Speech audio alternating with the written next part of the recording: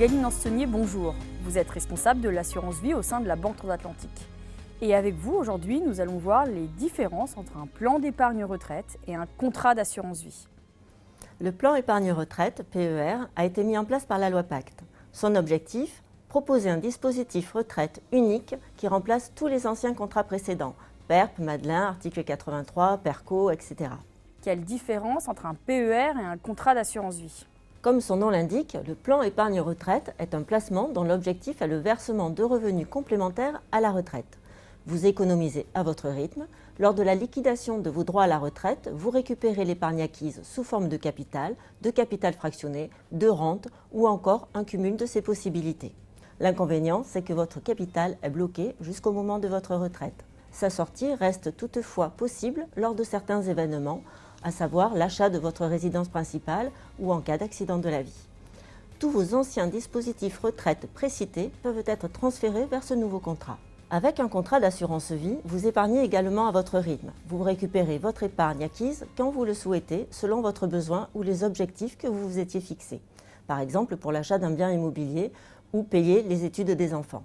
L'avantage de ce placement est sa souplesse. Vous restez libre de disposer de votre épargne quand bon vous semble. Pour ces deux dispositifs, en contrepartie de versement sur votre contrat, l'assureur s'engage à reverser votre épargne acquise soit à vous-même, soit aux bénéficiaires que vous aurez désignés. Les sommes investies, augmentées des plus-values et diminuées des frais, seront versées sous forme de capital ou de rente. Dans cette attente, votre épargne est revalorisée selon les modalités d'investissement définies préalablement. Des supports financiers, de la gestion pilotée ou déléguée, différents choix sont proposés selon le contrat sélectionné.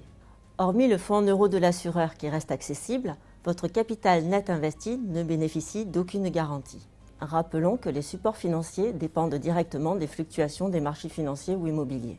En cas de décès, quel que soit le placement choisi, le capital sera versé aux bénéficiaires hors succession. La reversion de la rente est une option également prévue au contrat. Alors, que choisir?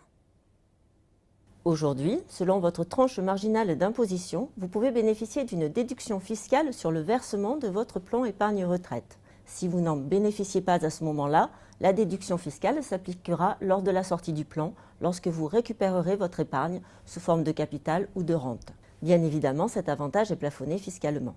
Contrairement au PER, pas de déduction fiscale lors du versement dans un contrat d'assurance vie, mais un avantage en cas de transmission aux bénéficiaires et une imposition uniquement sur les plus-values en cas de retrait en cours de vie du contrat. Le PER est investi sur le long terme, l'assurance vie est disponible sans contrainte. Choisir entre les deux va donc dépendre de votre situation et de vos objectifs de vie. En résumé, nous avons deux types de contrats différents mais complémentaires, avec des avantages différents, dont des avantages fiscaux, selon l'objectif souhaité, la retraite ou la transmission. PER et assurance vie peuvent être souscrits à tout moment. Cependant, pour ceux d'entre vous qui souhaitent bénéficier d'une exonération fiscale au titre de 2021, vous avez jusqu'à fin décembre pour souscrire ou effectuer un versement sur un PER. À très bientôt pour un nouveau point Horizon Marché.